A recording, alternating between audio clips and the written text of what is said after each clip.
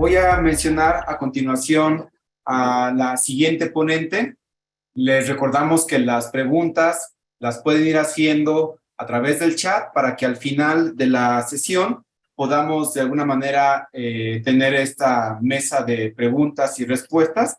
Entonces, pues voy a continuar ahora con la siguiente ponente, la cual la plática va a conversar respecto a la calidad de los alimentos. En este caso, para mí es un gusto el poderles presentar a la doctora Aurora Hilda Ramírez Pérez, y voy a tomarme unos minutos para poder hablar de su formación profesional. Ella se encuentra adscrita a la Facultad de Medicina Veterinaria y Zootecnia de la Universidad Nacional Autónoma de México.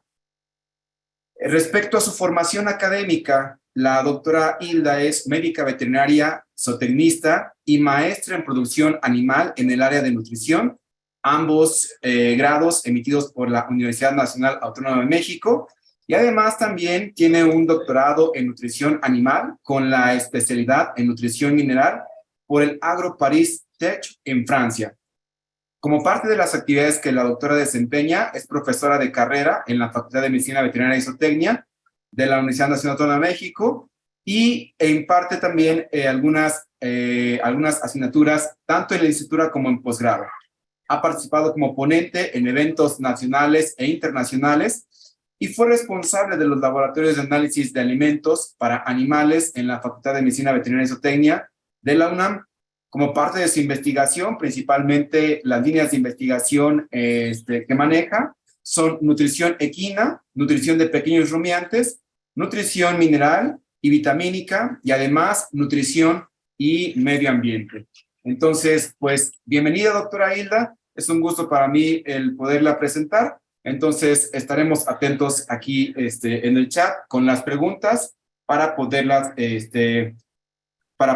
revisar al final de esta sesión. Bueno, pues buenas tardes a todos. Gracias por acompañarnos, gracias a los organizadores por haberme invitado. Y vamos a platicar un poquito esta tarde sobre lo que se refiere a la calidad de los alimentos. Primeramente, hemos organizado esto en una introducción y algunas breves consideraciones para posteriormente pasar a lo que nos aboca, que es la calidad del alimento, evaluación de la calidad de ese alimento y finalmente análisis de laboratorio que se les pueden realizar para constatar esa calidad. Entonces, como consideraciones sobre este tema, primeramente pues tenemos que recordar un poquito, ¿no? Que el caballo se menciona que tiene entre 50 a 60 millones de años de evolución, que evolucionó precisamente siendo un herbívoro, y pues un herbívoro come vegetales, sobre todo forrajes. Y además que es un fermentador posgástrico, es decir, que parte de esos vegetales los va a fermentar en el tracto digestivo grueso, en la parte del intestino grueso. Por lo tanto, los forrajes van a ser la principal alimentación o la base de la alimentación del caballo. En vida silvestre, esta especie pues pastorea entre 12 a 18 horas al día y en periodos de 3 a 4 horas. Otra situación que se presenta en vida silvestre es la posibilidad de utilizar el alimento que se le ofrece. Aquí vemos, por ejemplo, una imagen donde aparentemente es puro pasto, pero si nos aproximáramos, seguramente hay otras especies. Entonces, el animal tiene una diversidad de especies presentes de las que puede alimentarse. Contra lo que nosotros realizamos en confinamiento, donde ofrecemos una sola especie, ya sea en forma de heno, ya sea como pradera verde, y entonces ahí ya, desde aquí estamos cambiando esa posibilidad que el animal enriquezca su alimentación a partir de varias especies vegetales.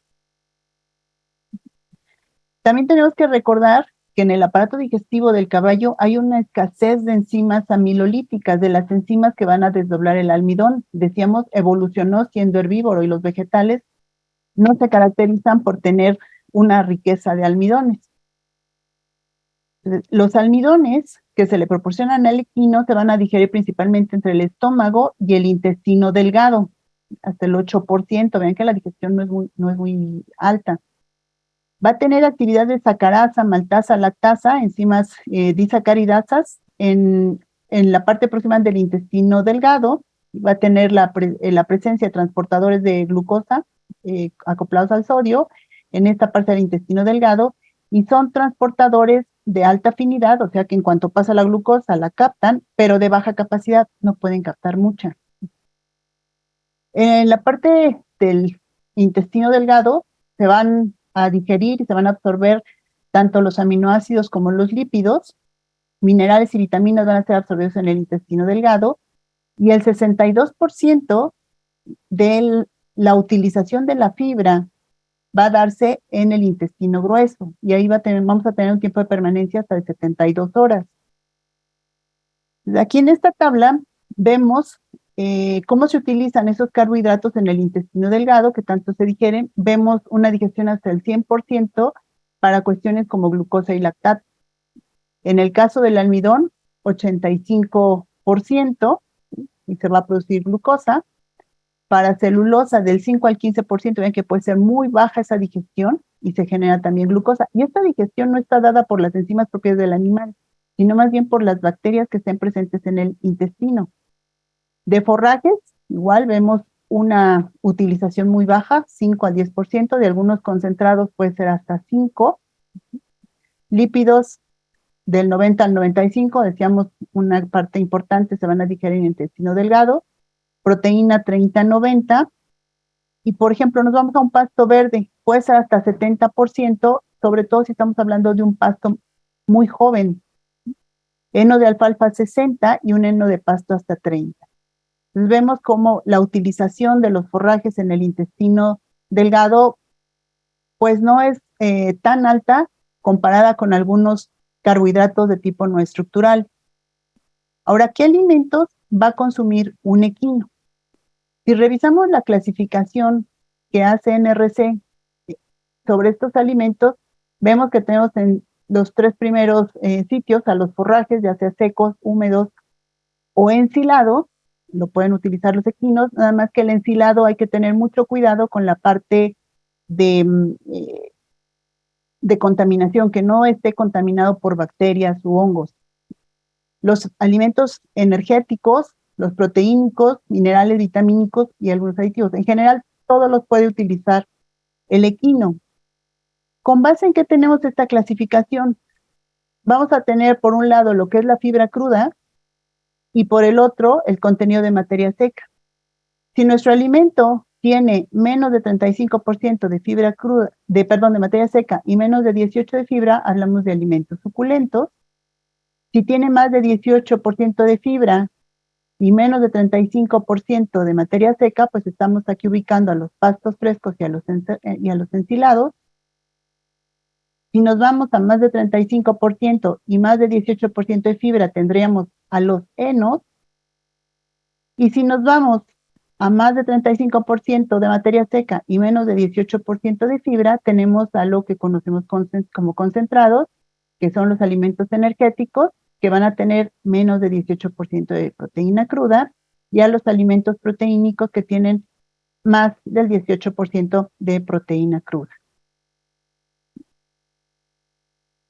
Ahora, para alimentar bien a un individuo, para que se preserve la salud y su productividad, en este caso entendida la productividad como la capacidad del ejercicio que puede realizar o que se le demanda, necesitamos conocer la composición química del alimento, su valor nutritivo, que el valor nutritivo no solamente está en función del alimento, sino también en función del animal alimentado y el consumo de ese alimento. De nada nos serviría tener algo que está con muchos nutrientes, pero que el animal no lo consume. Entonces tienen que tener estas 3 características que sean buenas para decir que el alimento puede satisfacer las necesidades del animal y puede nutrirlo óptimamente.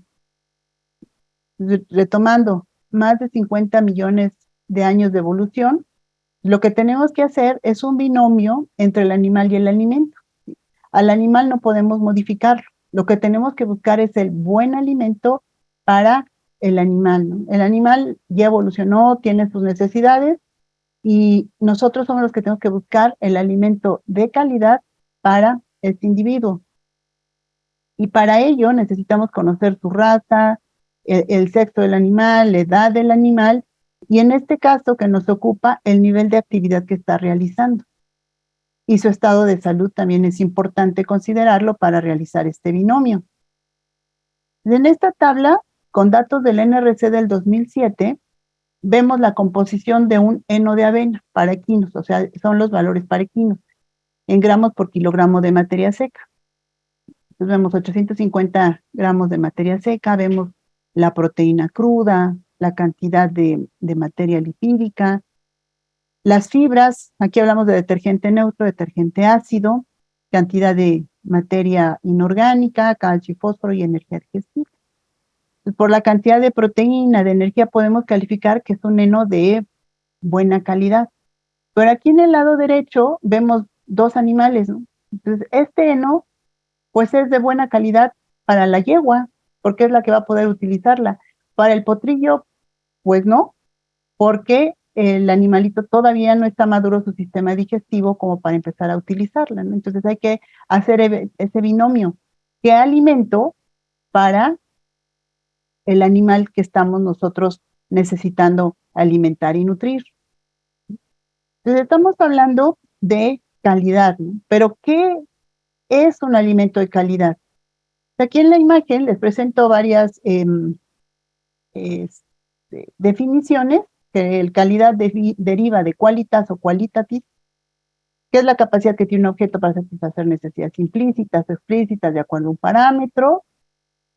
En el segundo concepto nos hablan incluso de subjetividad, ¿no? Un concepto subjetivo que tiene relación con el individuo, ¿no? Cómo lo ve cada individuo para definir que algo es de calidad o no. Después tenemos otro concepto, dice que los productos y o servicios se ajustan a las exigencias de los clientes, además de haber un valor añadido, algo que que otros productos no lo tengan. En este caso nos ponen una relación costo-beneficio. Tenemos otro concepto ya más mercadotécnico, donde nos dicen, calidad no es lo que el cliente quiere, ¿no? Sino algo que supere lo que él había esperado. Entonces, con estas definiciones, si las vemos, pues nos podemos quedar con dos en el caso de alimentación, ¿no? La capacidad que tiene un objeto para satisfacer necesidades, que los productos y los servicios se ajusten a las exigencias, y si sustituimos capacidad que tiene el alimento para satisfacer necesidades implícitas o explícitas según las necesidades del caballo, perdón, aquí hay un error, serían del caballo.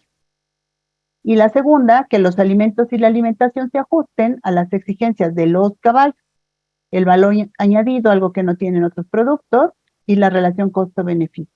Estos serían los conceptos que podríamos aplicar hablando de calidad del alimento.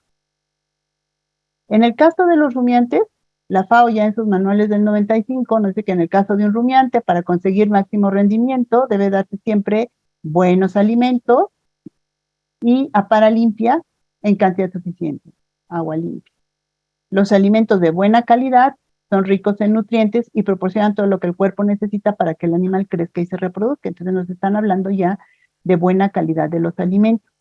En tanto, para el equino, ¿qué tenemos? Dicen, bueno, los equinos tienen un estómago, comen hierbas y plantas blandas y como alimento suplementario necesitan granos. Entonces lo consideran suplementario, pero no están hablando de calidad de los alimentos.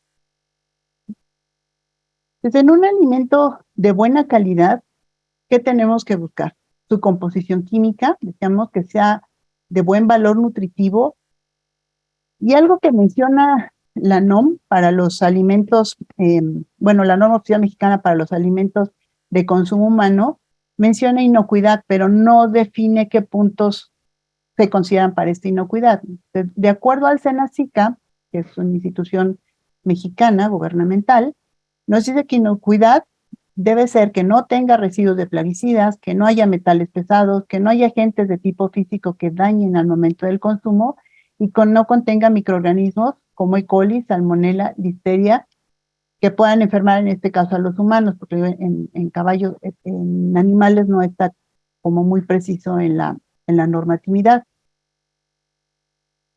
Eso sería calidad, pero ¿cómo vamos a evaluarla? Tenemos dos posibilidades. Una es a través de los sentidos, es decir, la vista, el olfato, el gusto, tacto. Y la otra es irnos a situaciones más precisas con ayuda del laboratorio. Y esto lo podemos aplicar tanto a los forrajes como a los alimentos que llamamos concentrados. Pues empezando con los forrajes, recordamos que el concentrado se va a utilizar principalmente entre lo que es el estómago y el intestino delgado. Y que el forraje se va a utilizar principalmente en lo que es ciego y colon, que ahí va a ocurrir la mayor parte de utilización de la fibra. Y cuando hablamos de fibra, tenemos que hacer alusión a la fibra detergente neutro, sobre todo. Esta imagen es como muy revisada, sin embargo, a veces como que no nos adueñamos de ella, ¿no? Entre más maduro esté un forraje, su contenido nutrimental va a disminuir. Entonces, aquí en el eje de las X vemos un estado vegetativo, un forraje muy tierno, y vemos hacia la parte de la floración. Cuando el forraje madura o va madurando y va a echar su florecita o su inflorescencia, los nutrientes, muchos de ellos van a migrar de lo que es la parte forrajera, digamos, las hojas, los tallos, van a migrar hacia la parte de la inflorescencia y de las semillas o granos. Y entonces, lo que es la parte del forraje, pues nos va a quedar con menos riqueza de nutrientes. Pero también, como necesita mantenerse erguida para captar rayos solares, va a hacerse más fuerte el tallo y algunas hojas de esa planta. Entonces, conforme aumenta la madurez de la planta, ¿qué vemos? Que la proteína disminuye la digestibilidad, ahorita vamos a ver por qué, y entonces, como ya no es tan apetitoso ese forraje, disminuye el consumo. ¿Qué va a pasar con las estructuras que le dan fuerza a ese forraje para mantenerlo erguido? Pues van a incrementar, entonces incrementa la parte de la fibra y un componente más de tipo estructural que es la lignina, que es un compuesto polifenólico. Lógicamente, aquí cuando está en estado vegetativo, si nosotros lo cortamos, pues esa superficie nos va a dar muy poca materia seca. Si lo cortamos en este punto, cuando ya está muy maduro, nos da mucha materia seca. Entonces, en muchas ocasiones, los productores de forrajes, pues claro, a ellos les conviene vender más materia seca. A nosotros, como criadores de animales, lo que nos conviene es que nos den más nutrientes. Lo interesante aquí es buscar ese equilibrio donde haya buen rendimiento de materia seca y buen contenido de nutrientes, pero aquí entonces nosotros necesitamos producir nuestro propio forraje. Ahora, los forrajes los van a poder utilizar en verde, ya sea como en pradera, cortados en pradera, o conservados como enificado. Decíamos que el ensilado es menos utilizado por cuestiones sanitarias, y el enolaje, que tampoco es muy, o está muy difundido su uso. Principalmente vamos a ver que se utiliza heno. En cuanto a los forrajes verdes, la calidad todavía se va complicando un poquito más porque hay que ver otras situaciones. Por ejemplo, ¿qué tan disponible es el forraje de la pradera? Y esto se refiere a cuánto de la superficie del suelo está realmente cubierta por vegetales. ¿Qué altura alcanzó ese vegetal para que sea pastoreado, a lo que se conoce como horizonte de pastoreo? De aquí tenemos una planta, vemos la altura total de la planta. ¿Qué es lo que va a hacer el equino?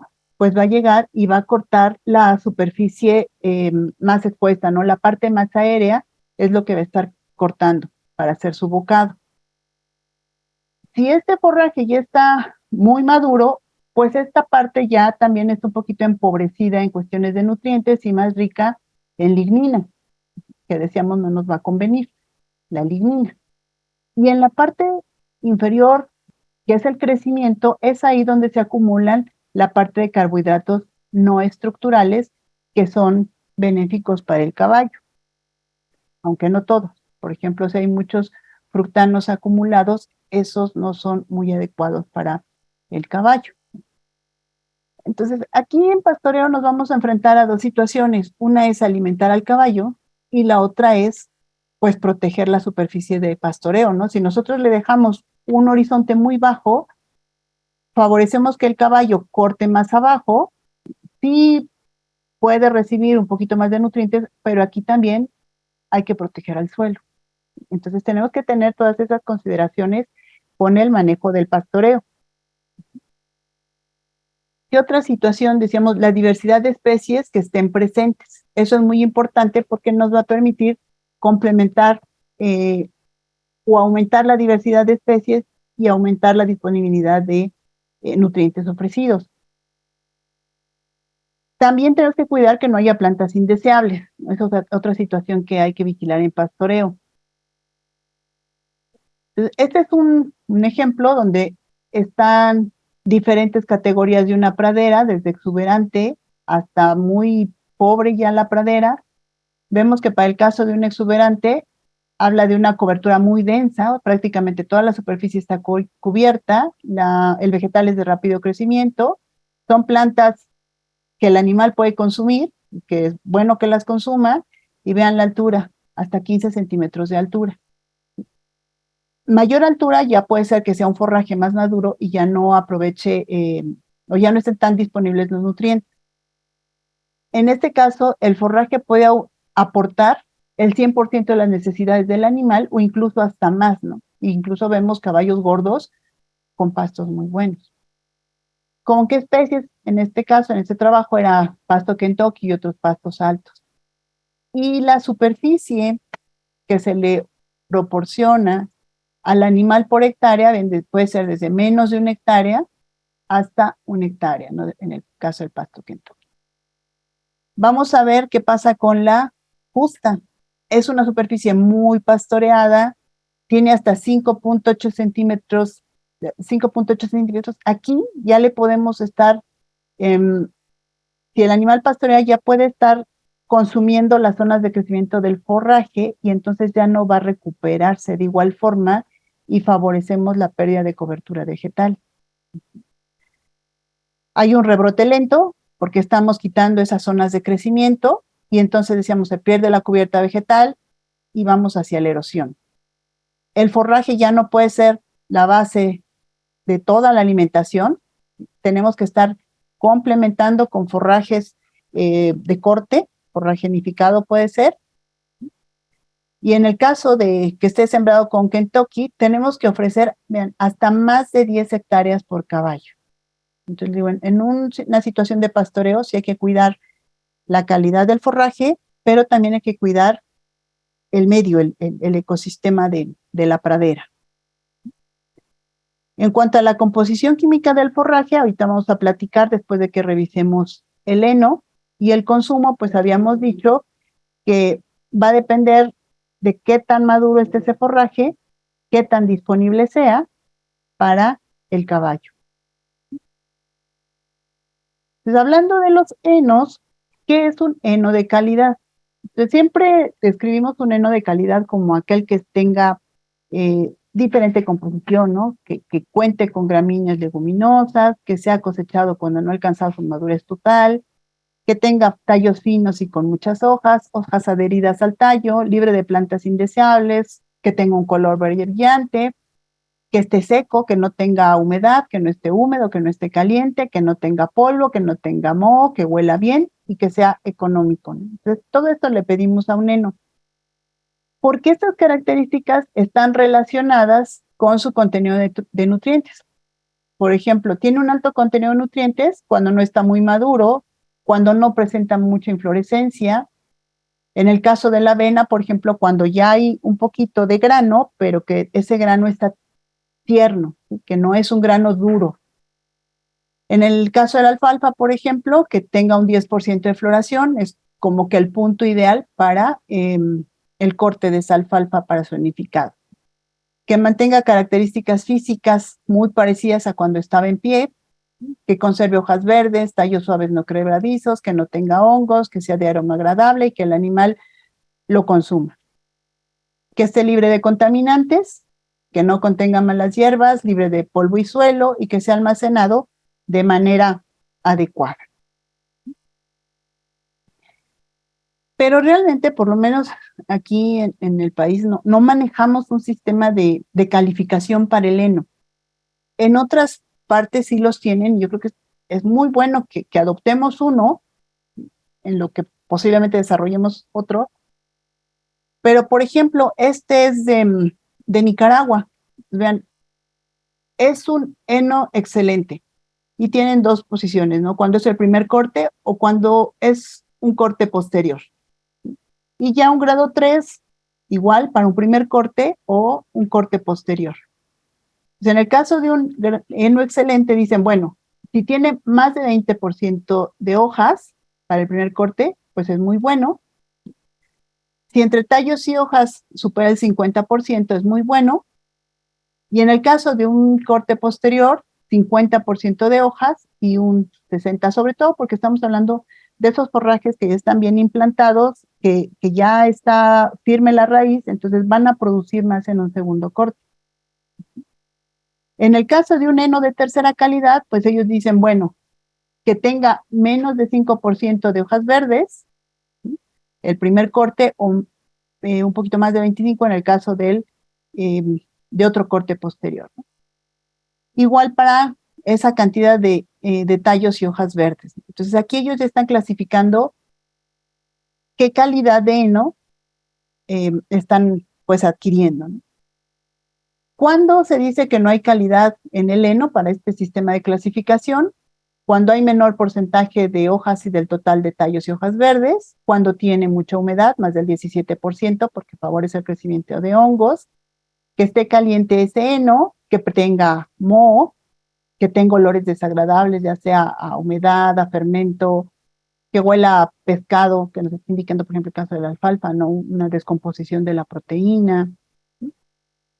Más de 5% de plantas indeseables, que haya otros materiales que puedan dañar al animal, que en forrajes de primer corte estén muy delgados los tallos y ya muy duros, que incluso a veces cuando uno los toma y los trata de romper, llega uno a sentir la mano, ¿no? Cómo se corta un poquito. En forrajes de más de un primer corte, que las hojas estén muy delgadas, y la presencia de otros contaminantes como tierra o arena, que en el caso de los caballos pues puede causar problemas de impactación. Este es otro sistema de calificación, este es de la Universidad de Kentucky, y nos presenta igual varias categorías sobre cuándo se corta, cuántas hojas presenta, qué color posee, qué olor, si es digestible, con base en algunas características físicas, y se le pueden quitar puntos a la suma de todos estos cuando hay contaminantes. Entonces tenemos, antes de la floración, por ejemplo, ¿cuándo se corta? Cuando tiene 26 a 30% de floración. Y por ejemplo, si tiene con semillas, que ya esté muy grande la semilla, de 11 a 15%, esos son los puntos que se le dan. Entonces puede ser un poquito subjetivo porque decimos 26% de floración o 30%, ¿no? A lo mejor va a depender de quien esté evaluando. Y tenemos la parte con semillas, digamos, si ya está muy semillado, hablamos de darle 11 puntos o 15. Y así, por ejemplo, ¿cuántas hojas? Si tiene pues muchas hojas, pues podemos darle 30 puntos. O si nada más son los tallos, pues no le damos puntos o le damos 6 puntos. Si es un color verde muy natural, pues le damos 15 puntos. Si ya está medio quemado, le damos 0 puntos. Y así vamos sumando la puntuación para cada uno de estos criterios y decimos, bueno, si tiene 90 puntos o más, es excelente. Si tiene 80-89, pues es bueno. Si es aceptable, 65-79. Y si tiene menos de 65 puntos, pues ya no es aceptable, ¿no? y esa pudiera ser incluso una decisión de compra. ¿Qué otros criterios hay que considerar? Hablábamos del polvo, ¿no?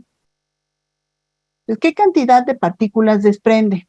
¿Es apetitoso? ¿Cuál es su composición química? Y esto lo vamos a obtener con los análisis de laboratorio.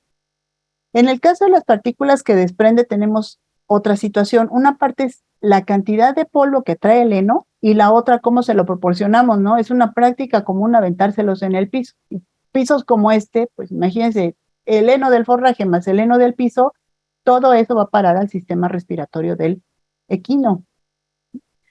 Y aquí vemos una tabla de concentración media y desviación estándar de los hongos que están presentes obtenidos a partir de partículas de polvo de forrajes conservados. Y bueno, los datos están expresados en logaritmo base 10. Vemos heno monoespecie, ya sea de trébol blanco o de raygrass perenne, heno multiespecie, un heno que tiene una denominación de origen, que es el heno de Crowe, y enolaje, gramíneas y leguminosas. Pero aquí lo interesante es la presencia del aspergillus en todos. Nada más que, por ejemplo, el heno de Crowe, que les digo es una denominación de origen, pues tiene menor cantidad. Y tienen otra presencia de hongos que pueden estar presentes como la Apsidia, el Acremonium y otros más, que les comentaba, pueden causar problemas, por ejemplo, Aspergillus penicillium, o en animales con algún problema ya respiratorio lo pueden estar agravando.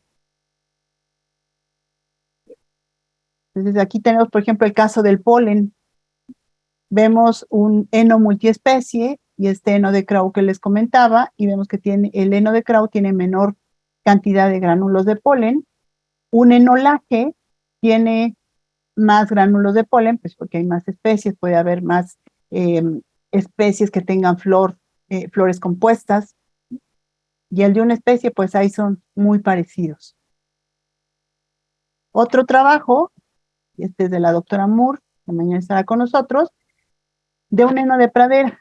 Y también se pusieron a cuantificar el contenido de bacterias y de hongos, y vean la cantidad que tiene, ¿no? 4.042.000 unidades formadoras de colonia por gramo, el heno de pradera, y 118.150 unidades formadoras de colonias por gramo, ese heno. ¿Y de qué especies estos hongos? Aspergillus. Ellos hicieron 2 tratamientos, el heno seco, en 9 muestras de 10 los encontraron, y en el caso del remojado, en 10 de 10 los encontraron. ¿Sí? Lo metemos en agua y nos olvidamos de él, o cuando ya se los damos, ya favorecimos el crecimiento de hongos. Aspergillus fumigatus, seco, nada más lo encontraron en el seco, 1 de 10, y el penicillium, en el seco encontraron en 3 de 10 muestras, y en el caso del heno remojado, en 1 de 10 muestras. Entonces, esto es importante considerar. Yo, por ejemplo, la norma no nos marca como un tiempo o un límite de caducidad para un heno. Entonces, a veces el heno ya está muy polvoso, pero es por el tiempo que ha estado almacenado, ¿no? Y lo que les comentaba, ese polvo finalmente va a parar al tracto respiratorio primero y después al digestivo del caballo. Otra parte es apetitoso. Ahí entran la evaluación sensorial, si es dulce, recordemos que a los caballos les gusta el sabor dulce.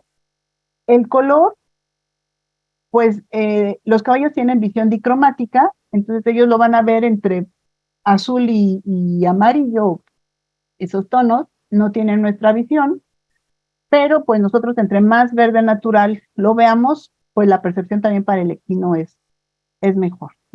El sabor, les digo, prefieren el dulce sobre el agrio, sobre el amargo, y al último prefieren el salado. La textura, que sean tallos delgados, crujientes, pero suaves, no que sea un tallo de tipo tronco de árbol, ¿no? Sino que sea un tallo que se quiebre, pero de forma suave, ¿no? Que con una poca de fuerza se esté quebrando. Les decía que hay una variabilidad de especies, eso le va a dar mayor textura. Este es un heno que les decía tiene denominación de origen, y vean la cantidad de especies que posee, ¿no? Se cultiva el proceso de esta forma. Raygrass, vemos también por aquí diente de león, trébol rojo, trébol blanco, lupinus, Entonces tiene varias especies. Y todo esto, pues, digo, va a servir para que el animal lo acepte con base en en sus sentidos que se han estimulado. Y finalmente, ¿cuál es la composición química? Y veíamos el heno, ¿no? Que aquí nos presentan materia seca, proteína. Son todos importantes, la proteína también es muy importante, pero nos vamos a centrar un poquito más en el contenido de las fibras. Y de ellas hablamos de una fibra detergente neutro y una fibra detergente ácido.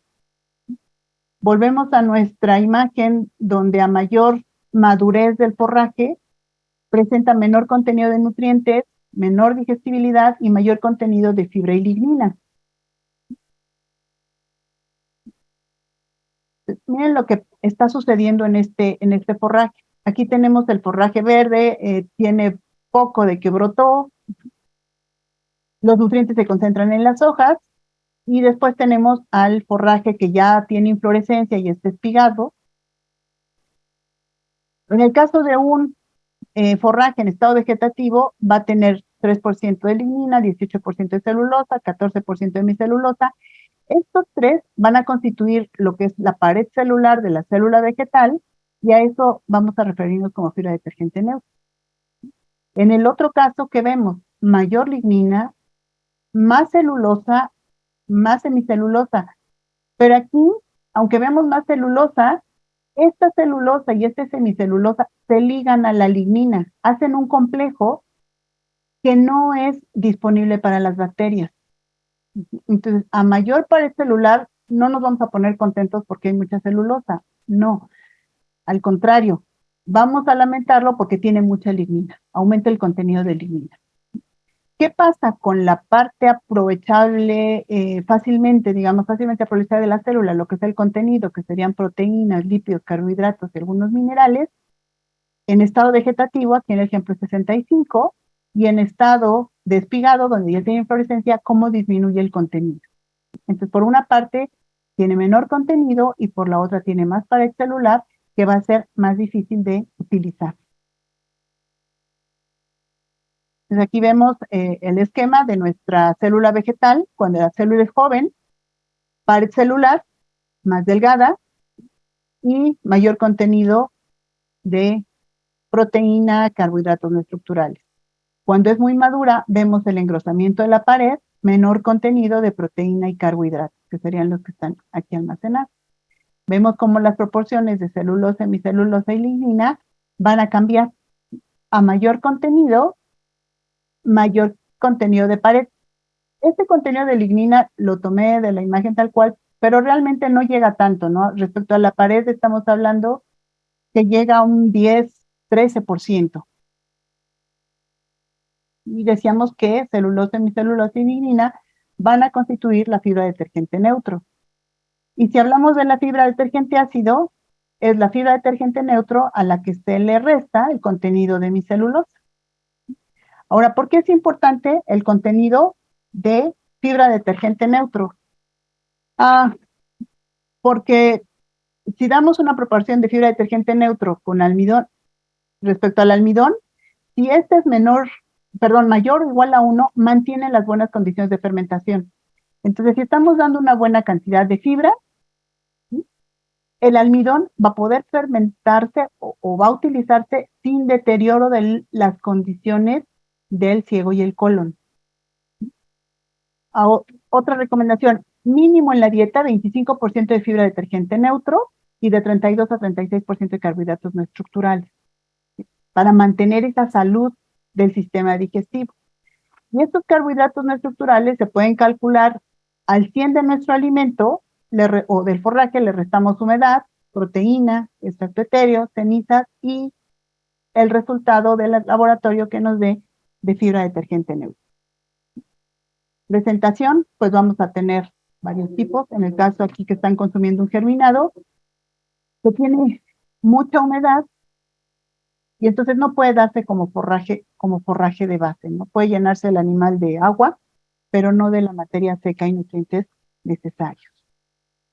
Ahora, si hablamos de producto terminado y de un alimento de autoconsumo de calidad, Tenemos varias situaciones. La presentación, hay que tomar en cuenta el empaque, el tipo de material del empaque, que no esté lastimado, que esté íntegro, que no esté deteriorado, que tenga información en la etiqueta, qué tratamiento tecnológico se utilizó, que sea homogéneo, que no presente grumos, que no haya moho, que no tenga insectos también, porque a veces son muy fáciles de contaminar con insectos, que sea de olor agradable, es decir, que no huela a rancio, que no huela a fermentado, que no huela a amoníaco y que tampoco a putrefacción.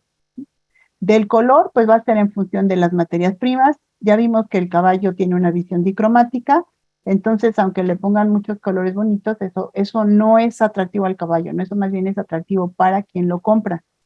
La textura del alimento, la temperatura a la que esté, tiene que estar frío, tamaño de partícula, dureza de partículas y cantidad de fibra. Entonces, si hablamos de presentación, pues tenemos muchos empaques, pero decíamos hay que ver que estén íntegros, que no estén maltratados, que no estén rotos, que traigan el análisis garantizado. Vean, en este caso hablan de un alimento concentrado y aquí nos recomienda proporcionar un forraje de buena calidad. Ya vimos que es un forraje de buena calidad. Dar agua limpia y fresca, ¿no? Y algunos parámetros del análisis garantizado. En el caso de la norma oficial mexicana, que es la que marca las especificaciones sanitarias de los productos para consumo animal, nada más habla del análisis, no marca qué parámetros deben de incluir. Entonces, si vemos que algunos nos dan un extra y entonces nos ponen, por ejemplo, nos ponen las cenizas, y hay otros que incluso se van a calcio, a fósforo, pero no está por normativa, no está cuáles. Por eso, pues cada quien pone los que tienen mejor resultado, por decirlo de alguna forma, ¿no? En otras situaciones, si vemos aquí el análisis garantizado, proteína, grasa, fibra, calcio, fósforo, vean, incluyen el sodio, vitaminas, la A, la D y la E, ¿sí? Y las presentaciones, y también debe de venir la fecha en que se está fabricando. ¿Sí? En cuanto al tratamiento tecnológico, ahorita de lo que se está usando es, bueno, ya sabemos el PL, el extruido, y se empieza a utilizar el micronizado, ¿no? Donde se utilizan agua y puede ser también la presión. Y decíamos, ¿por qué nos interesa tratarlo? Para favorecer la digestión entre lo que es el estómago y el intestino delgado. Aquí vemos algunos cereales, me quedan 5 minutos. Aquí vemos algunos cereales con su contenido. Vemos, por ejemplo, la avena, que es muy utilizada, 360 gramos por kilo. En el caso de la avena con cascarilla, 520 gramos por kilo. El maíz tiene mucho almidón, ¿no? La cebada, 520 decíamos, y algunos ingredientes que se pueden incluir que no poseen almidón. Entonces, dejamos los que se utilizan más. Y de los procesamientos tecnológicos que se utilizan, por ejemplo, tenemos el peletizado, donde la temperatura puede ser de 82 a 88 grados por un tiempo breve, 30 a 45 segundos, y 15.5 a 17% de humedad.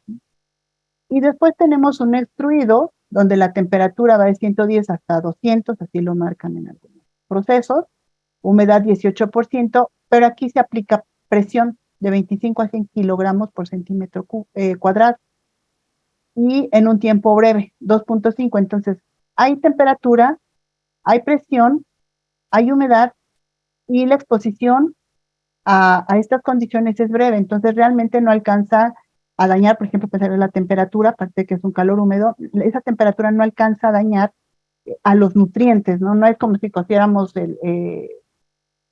nuestra carne durante, no sé, 10 minutos y la dejamos quemada, no sucede eso. Y este uso de presión y temperatura va a modificar la estructura del almidón que se encuentra en los granos. Estoy hablando de su estructura física. Entonces aquí, por ejemplo, vean los granos de avena, son pequeños comparados con los del maíz, ¿no? Y, por ejemplo, en esta imagen vemos qué le pasa al almidón de arroz, al almidón de maíz, cuando se aplican estos tratamientos.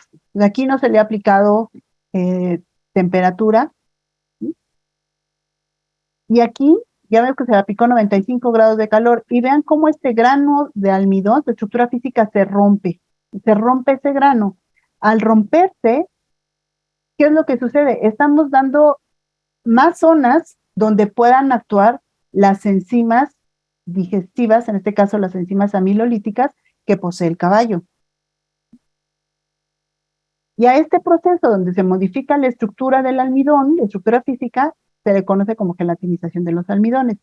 Entonces estamos viendo que no es suficiente con dar cantidad de almidón, sino también hay que ver la forma en que se está dando. Por ejemplo, el almidón gelatinizado, que sería este que dijimos, cambió su estructura física y aumenta la superficie de exposición a las enzimas amilolíticas. Este almidón gelatinizado se va a utilizar en el estómago e intestino, que es lo más deseable.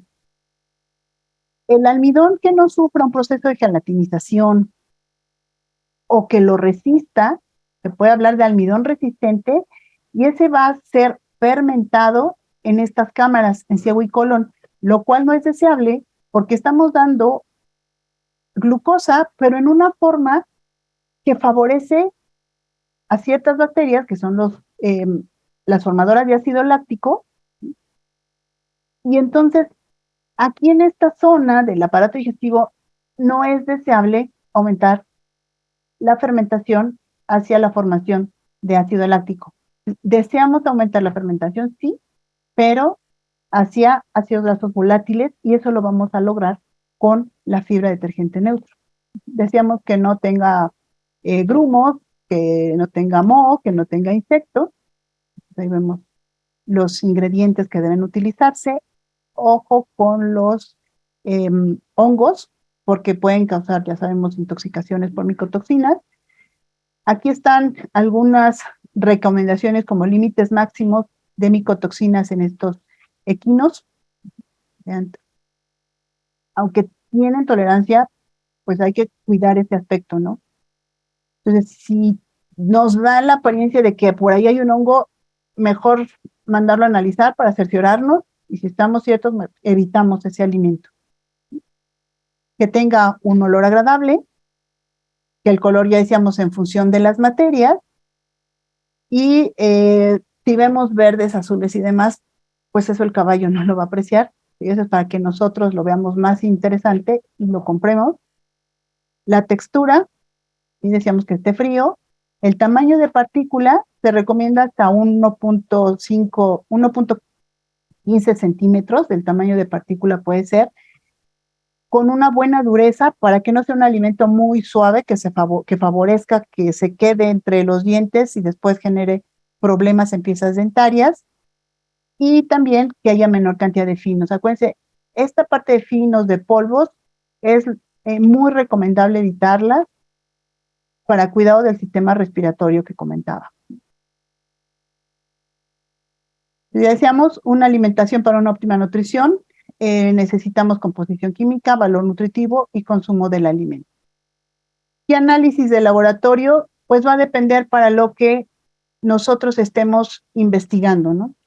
Por ejemplo, composición química, el análisis químico proximal, ya sea por métodos químicos o por el infrarrojo cercano, que es muy rápido. Análisis especiales, paredes celulares, para ver cantidad de fibra detergente neutro, detergente ácido, minerales, si alguno en específico nos está causando algún temor o queremos cerciorarnos de su cantidad. Pueden ser los almidones, total gelatinizado y resistente, ya sabemos por qué. O otro nuevo que también, bueno, relativamente nuevo, que son las fracciones de carbohidratos solubles en agua, carbohidratos solubles en alcohol. Los solubles en agua son rápidamente fermentables, entonces hay que tener cuidado con ellos. Valor nutritivo, que son pruebas de digestibilidad, que en caballos no hay como un estándar tal cual, como el caso de los rumiantes, que está el Tilland Terry. Inocuidad, análisis toxicológicos, por ejemplo, caso de micotoxinas mencionábamos, o microbiológicos.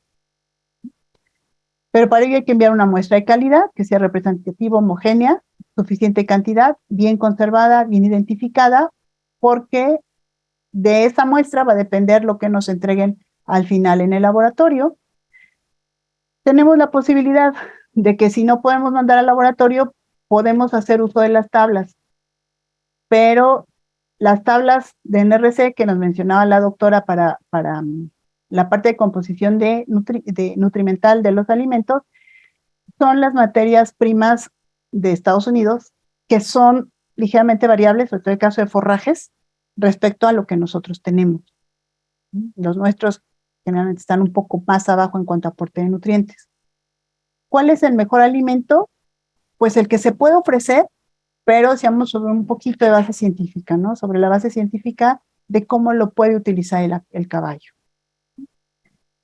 Mensajes para llevar a casa.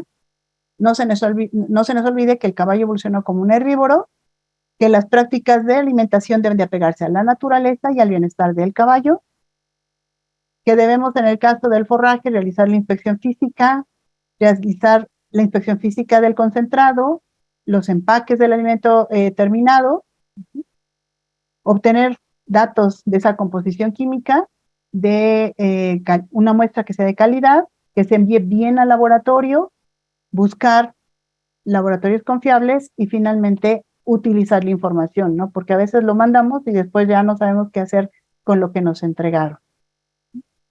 Básicamente, esa es mi presentación y les agradezco mucho la atención que me hayan prestado.